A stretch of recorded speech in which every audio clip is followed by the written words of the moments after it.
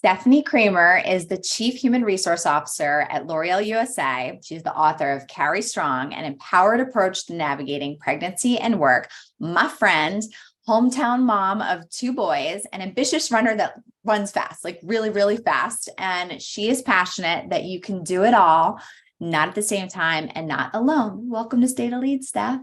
Thank you, Joan. It's so wonderful to be here with you. Thank you for everything. Now, I wanted to ask you about Carry Strong is that at least once a quarter, I hear women in our group setting or come to me one-on-one nervous about sharing that they're pregnant at work, already nervous about even trying to get pregnant, wondering how it's going to have implications in their career. And you have always talked about whether it's sharing pregnancy at work or other things, is these are crucial conversations. So give us your advice, what could these women or other women learn from, kind of speaking up or their perspective on these big milestones? I think, it's exactly that it's a critical conversation, and a conversation is a two-way dialogue. I think so much for these conversations, women put a tremendous amount of pressure on themselves for what the other person could anticipate or think, or you try to take all that on versus what do you really want, which is really important. So, how to tell my boss I'm pregnant is a question that comes up quite a lot around this topic. But it could be really anything that you need to navigate the personal intersection with something professional, if this is at work, or really any part of your life. So I use a very simple framework for myself, and I found it's been helpful for people, which is who.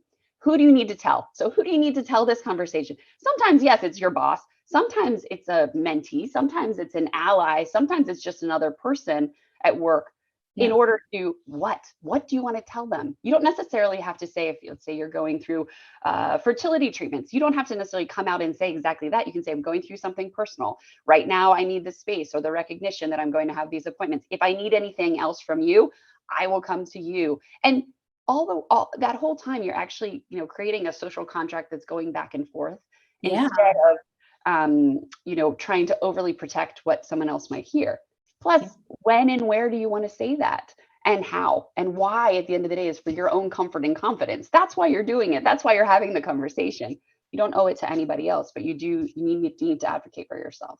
The where is interesting too, because if you think about like a cold conference room or on video, that what you're advising is to really think about yourself and what setting you feel most comfortable, feels most appropriate. I also liked that reference that you said about the social contract of that applies to, you might need flexibility. Maybe there's other health reasons you need to have appointments, or you're caring for somebody else, aging parents, something's going on with a pet. Like there's all these different things that sometimes we don't want to get into the minutia, but we're trying to say like, I'd like, this agreement. So you respect my time, but that I'm fully committed. What do you need? And here's what I need. Like thinking about that back and forth, maybe takes a lot of the angst out of it, intimidation.